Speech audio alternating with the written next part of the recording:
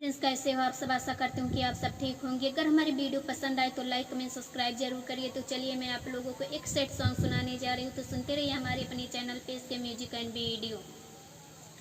दिल के समझावे में कुछ दिन तो लगबे करी है। दिल के समझावे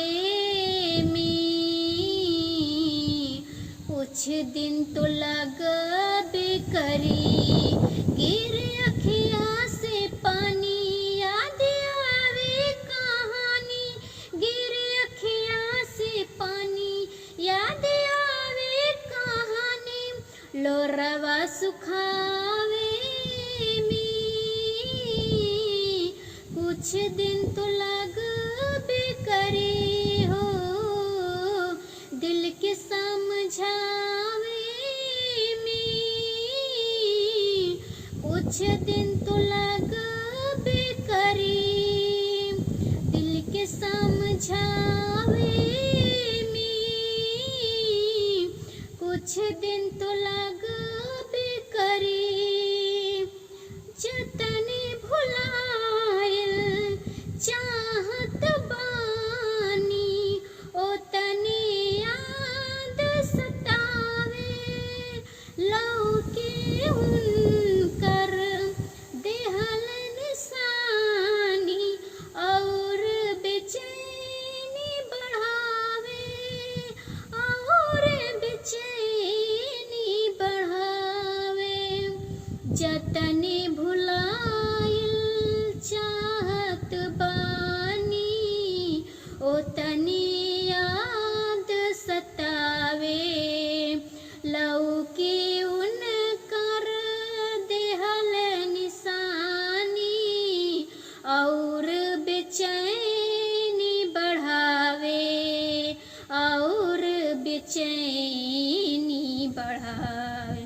निशानी मिटावे में है कुछ दिन तो लगबे करी हो। दिल के समझावे में कुछ दिन तो लगबे करी।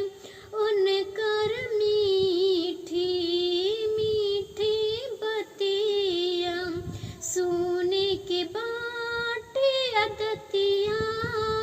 का करी अब हमरो दिलवा तड़फेला सारी रतिया। तड़फेला सारी रतिया।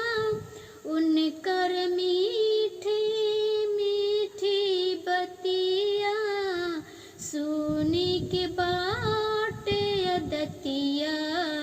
का करी अब हमरो दिलवा तड़फिल सारी रतिया। तड़फिल सारी रतिया। जान के भुलावे में कुछ दिन तो लगबे करी हो। दिल के समझावे में कुछ दिन तो लगबे करी। दिल के समझावे में है कुछ दिन तो लगबे करी। गिर अखिया से पानी याद आवे कहानी। गिर अखिया से पानी याद आवे कहानी। लोरवा सुखा